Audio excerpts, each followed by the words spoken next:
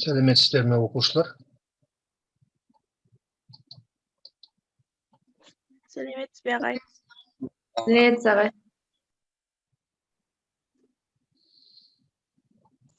Сәлеметсіз ағай. Мен сіздерге бүгін екі тақырыпты қосып, Виет теоремасы мен дискриминантты қосып, есепті шығаруды көрсетейін. Сіздерге көрініп тұр ма мына тақта? Иә. Мысалы, мынандай есеп берілген болсын.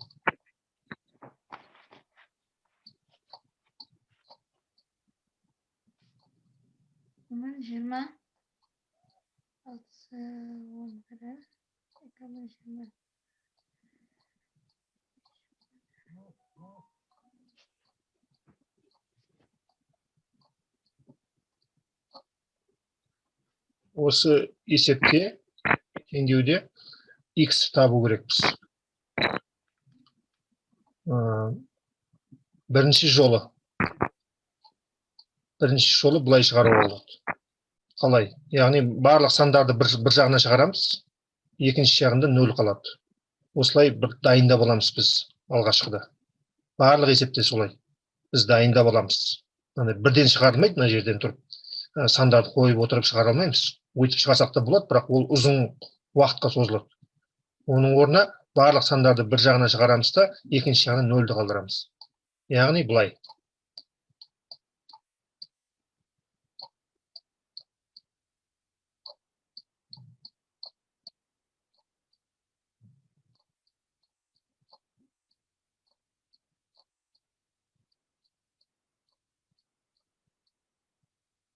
Бұлай.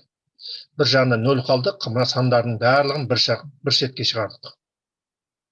Енді осы жерде қосылатын сандар бар болса, қосамыз, алатын сандар болса, аламыз.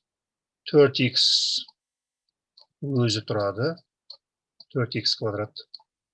Мынау 6x минус 2x дегеніміз, ол минус 8x болады. Қосу 4.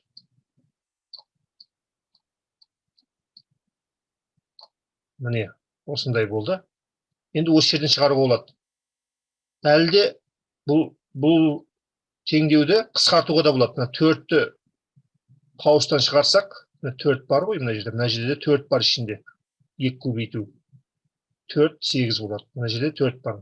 Демек, 4-ті де шығарып тастайық қауыстан.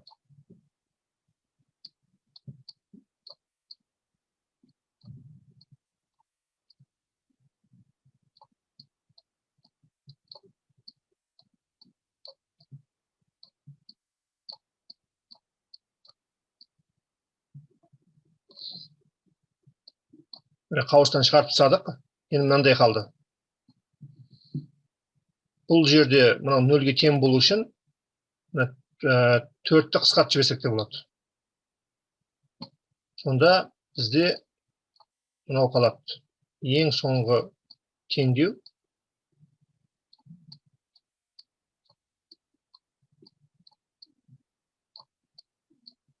осы күйінде қалады ең соңында.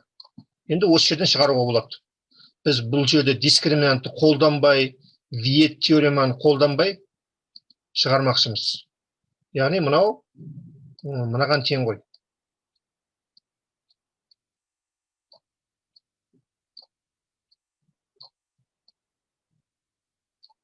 Мынаған тең ғой.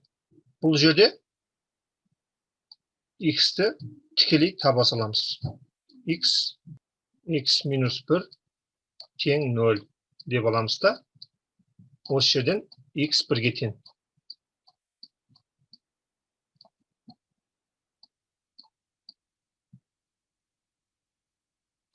Осылай шығара саламыз. Бұл бірінші жолы. Енді екінші жолы Виетпен шығарып үйренейік.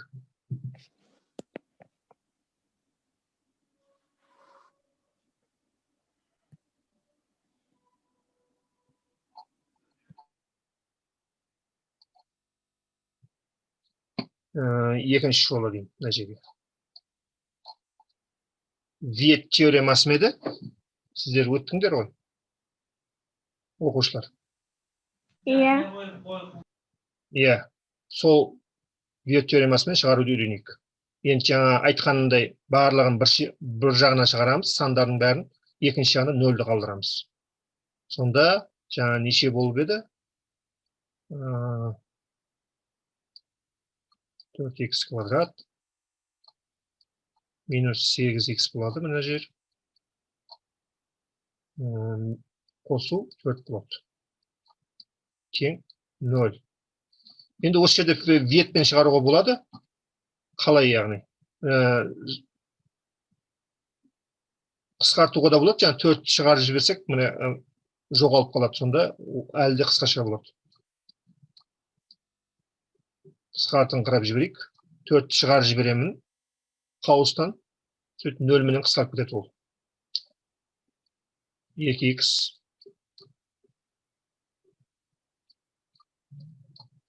қосу 1 0. Міне осындай болады. Енді осы жерде ветпен шығарайық. Мына соңғы санның көбейтіндісін аламыз. 1-ге 1 көбейткенде 1 болады ғой. 1-ге 1-ді көбейтсек 1-ге тең болады. Бірақ екеуін қосқан кезде мына жерде x шығады.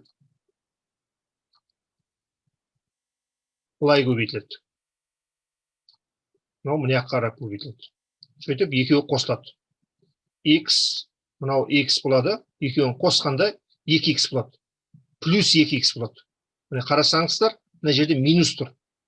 Мына минусты шығаруым үшін, онда мен мына жерде немесе мынаны минус қылып алуым керек. Мына екеуін минус қылып алсам да болады. X-ке x-ті көбейтсем, мысалы, минус x, мындай қылып шығарсам, минус x көбейту минус x, ол плюс x квадрат болады. Осылай шығарсам да болады. Сонда екеуін көбейтіп қосқанда, ол мынаған тең болады. Минус 2x-ке. Түсініп жатырсыңдар ма, оқушылар? Оқушылар түсініп Иә, ағай түсініп жатырмын. Иә, ағай түсініп жатырмыз. Енді мынаны да минус қылуға болады, немесе. Мына екеуін минус қылып алсақ, минус 1 көбейту минус 1, ол плюс 1 болады. Міне дұрыс. Мынаған көбейтіндісіне дұрыс келіп тұр. Екеуін мынандай алып көбейткен кезде x минус x болады, мынау минус x болады. Екеуін қосқанда минус 2x болады. Ол да дұрыс шығып тұр. Осылай жазсақ та болады. Осы виет теоремасы деген.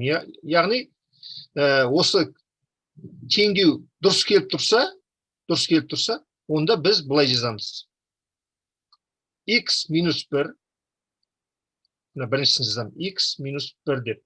Минус 1, қауыстың ішінде. Көбейту екіншісін жазам. x минус 1 екіншісінде. Екіншісінде дәл солай болып тұр. X минус 2 тең 0 деймін. Міне осы виет теоремасы, оқушылар. Енді осыны шешу оңай, мынаны шешу оңай. Қашан 0 болады? Әр қайсысы 0-ге тең болған кезде 0-ге тең болады мына теңдеу. Мына екі санның көбейтіндісі, мына екі қауыстың санның көбейтіндісі қашан 0-ге тең болады? Олар немесе мына біреу 0 болса, немесе мынау 0 болса, 0-ге тең болады. Бұл жерде екеуі бірдей. Ағай. Иә. Сонда біз бұны қанша тәсілмен шеше аламыз? Кез келген бір тәсілмен шеше аласыз. Кез келген қайсысы ұнаса, өзіңізге мақұл болса, сонымен шеше саласыз. Ал егер де есепте тапсырмада сіздерге арнайы мына тәсілмен шығарыңыздар деп айтып қойған болса, алдын ала, онда сол тәсілмен шығарасыз. Виет теоремасымен шығарыңыздар, немесе дискриминантмен шығарыңыздар деп алдын ала жазып қойған болса, онда сол тәсілменен ғана шығара аласыздар. Ал егер де ешқандай тәсіл айтпай қойған болса, шығарыңыздар, x-ті табыңыздар деп қойған болса, онда кез келген тәсілмен, өзіңізге ұнаған тәсілмен шығарып табасыңдар. Енді бұл жерде x минус 1 тең 0 1 деп шығарасыз да.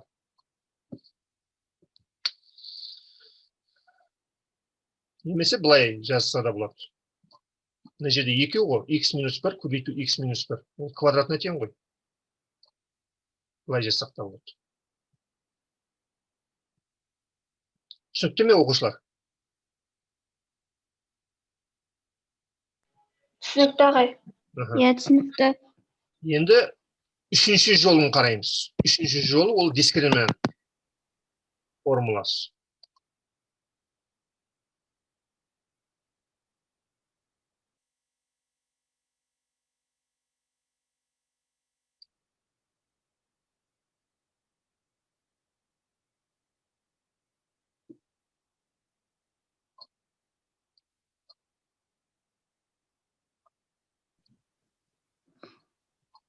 Егер де сіздердің есебіңіз мынандай қысқарып жатса, қауыстан бір сан шығатын болса, сөйтіп қысқартып қойған мақұлырақ болады.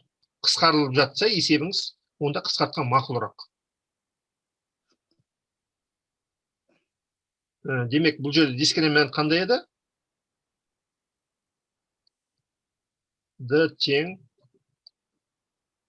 b квадрат минус 4ac. Осы d-ні тауып аламын. b квадрат дегеніміз мынау бір. Мынан b дегеніміз мына минусымен қосып біргелікте мынаны b дейді. Мынаны b дейді. a дегеніміз мынаның алдындағы сан. Мынаның алдында 1 деген сан бар, көрінбей тұр. Бұл a.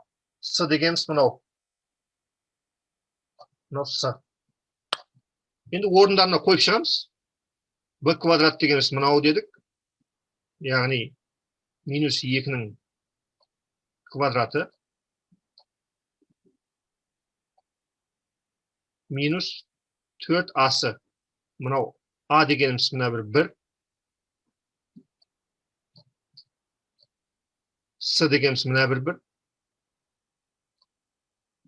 1. Көбейту ғой мұны.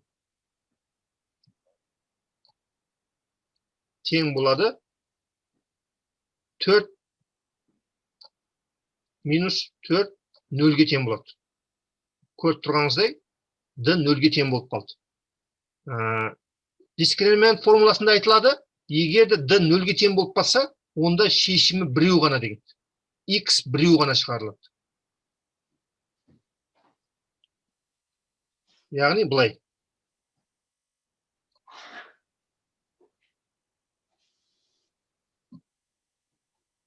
Минус b 2a. Осындай формуласы. Егер d нөлге тең болған жағдайда. Егер d нөлден үлкен болғанда, бір сан шыққанда, мына жерде 1 немесе 2 бір сан шыққанда, ол кезде мынаны қосар едік біз. Мына бір нәрсені қосар едік. Мынаны қосып қояр едік. Жарайды. Осыны қосып ақ жаза салайық. b дегеніміз жаңа айтқандай минус 2-ге тең. Минусмен мына бір минус жоғалады. Міне, минус 2-ге тең деп жазамын.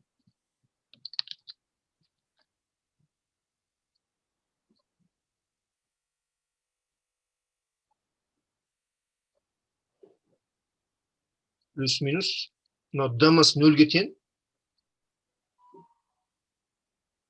0-ге тең. 2a.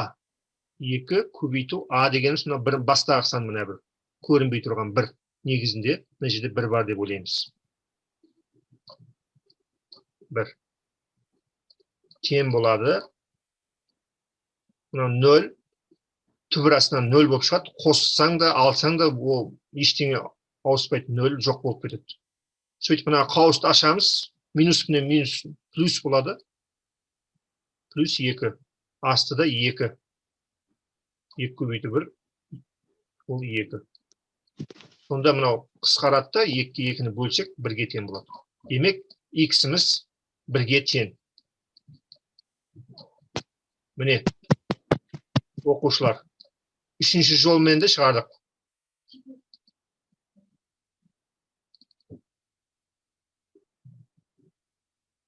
Үшінші жолмен де шығардық. Түсінікті ме оқушылар? Иә, түсінікті ағай. Демек, бізе бүгін Түсінікті ағай. қарағандарымыз өзім шығаруға да болады деп көрсеттім. Жаңа бірінші тәсілмен ешқандай формула қолданбай-ақ өзіміз жолмен шығара саламыз. Екіншісі виет теоремамен шығаруды да көрсеттім, бір есепті.